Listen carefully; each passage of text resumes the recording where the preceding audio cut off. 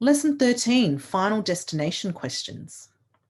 By the end of this lesson, you'll be able to understand how to apply given rules to find the final destination of an object or person. So you may be asked to find the final location based on a set of clues relating to compass bearings. So the best way to approach these questions is to map out the steps on a grid. Okay, so you need to be aware of your compass bearings. So you've got north, east, south, and west. So a way to memorize this is never eat soggy Weet-Bix. Okay, might be a good idea for you just to draw it out on your answer sheet. So let's have a look at this question here. I'm going to move myself over to here. So 5 friends go on a trip around their city. They start at Joe's favourite place in town, the zoo, and travel 2 kilometres north to Chris's favourite location, the park. Afterwards, they travel 4 kilometres east and 2 kilometres south to the shopping centre, where Sean loves to go. Then they travel 2 kilometres south to Laura's favourite place, the swimming pool. At this point, who is furthest from their favourite place?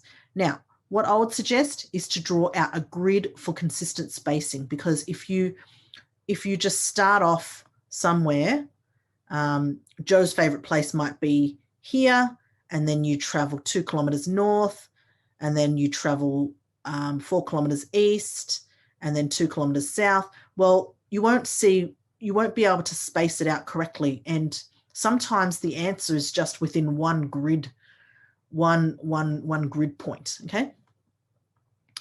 So what we need to do is to draw a grid for consistent spacing. So the way I would do it on an exam is just really, really roughly just draw lines down and lines across. It doesn't have to be perfect because you don't have the time to do that. But as long as you have those grids in place, it'll just make things a whole lot easier when it comes to these types of questions.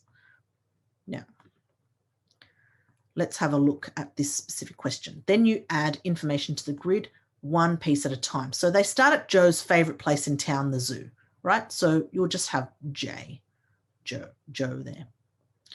Now, they travel 2 kilometres north to Chris's favourite location, the park. So you've got a C there for Chris. Afterwards, they travel 4 kilometres east, so 1, 2, 3, 4, and 2 kilometres south, 1, 2, to the shopping centre where Sean loves to go. So that's why we've got an S there.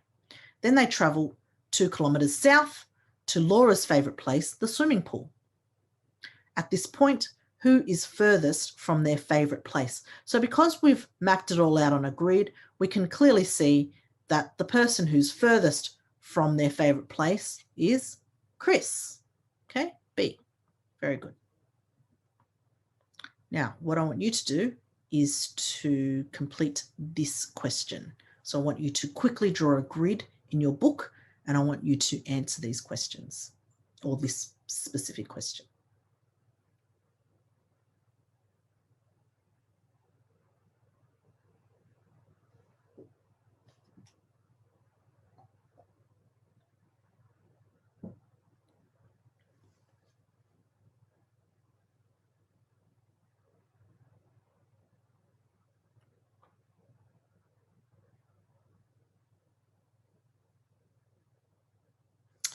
Okay, so Chloe thinks that it's Brenda.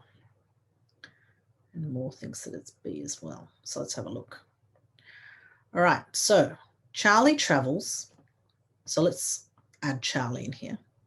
Charlie travels 4 kilometres north to his town to meet his friend Brenda.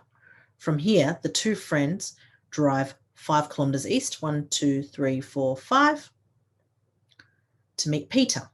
From this point, the 3 friends drive 8 kilometres south, 1, 2, 3, 4, 5, 6, 7, 8, to pick up Lisa.